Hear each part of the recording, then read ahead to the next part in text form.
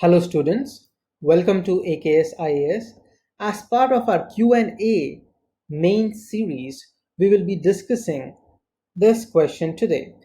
The question deals with Interstate Migrant Workmen Act. So the question reads, the Interstate Migrant Workmen Act 1979 needs to be rationalized so as to remove the requirements that disincentivize formalization and ensure a fair and decent conditions of employment. Explain. So a particular statement has been given in this question regarding the Interstate Migrant Workmen's Act, and the author is the question is asking you to explain this statement.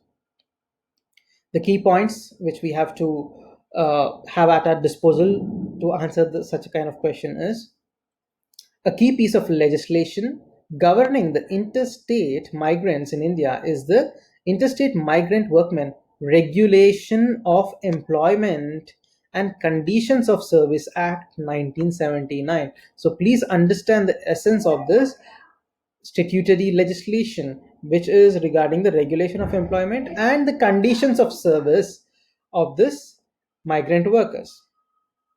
The act was enacted to prevent the exploitation of interstate migrant workmen by contractors and thus ensure a fair and decent conditions of employment to the migrant workers. In the immediate aftermath of the lockdown, state governments were taken unaware by the interstate migrant crisis who were desperate to return to their hometowns. Many had lost their jobs due to lack of any economic activity and would not be able to afford rent in this particular migrant state and were afraid of falling seriously ill away from their families. Since the Act is barely implemented in reality in India, it exists as another law that potentially provides rent seeking opportunities to the enterprising government inspectors while failing in its main objective. So the author states that though the idea or the philosophy behind providing such an act by the parliament was good, in the implementation it has just become a mere tool, another tool for this corrupt officials to gain money and exploit the migrants. Thus, to implement this law alone, government inspectors would not only have to maintain records of interstate workmen, but also verify whether all the other requirements regarding their wages, allowances, accommodation, and healthcare are complied with. So, the author states that a lot of the government inspectors who are tasked with the responsibility of implementing the act are only trying to provide the records that so and so number of people are migrant workers in this state, but there is no proper compilation or verification whether the conditions of these migrants are in compliance with the provisions of the act or not. Next, the consequences of the lockdown are already proving to be disastrous for migrant labor. One of the lessons from this episode is to not let aspirational requirements become a hindrance to effective protection of the very groups these requirements are designed for.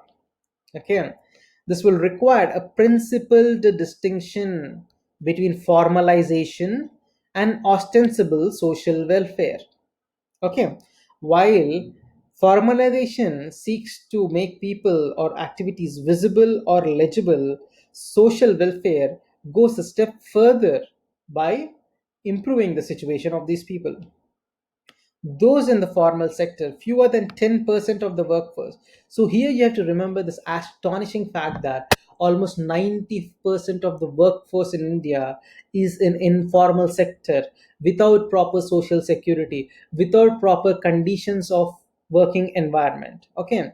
So the formal sector, which is a minuscule minority of only 10% of the workforce, enjoy considerable protection in India, while those in the informal tier get almost no protection. Since welfare schemes are also predicated on the visibility of these getting the benefits, informal workers, especially in urban agglomerates, fall through cracks in the system. That is due to the limitations in the scheme and lack of visibility of these informal sector people. Most of them do not have proper identity cards or Aadhaar cards or any kinds of valid identity. Thus, they cannot avail the benefits of various government schemes. And also, even if they have these identity, they are unable to avail the benefits because of lot of corruption and middlemen, and the benefits actually reaching out to these people. Also, the lack of any welfare net for informal workers in urban areas reflects the consequences of formalization of on paper.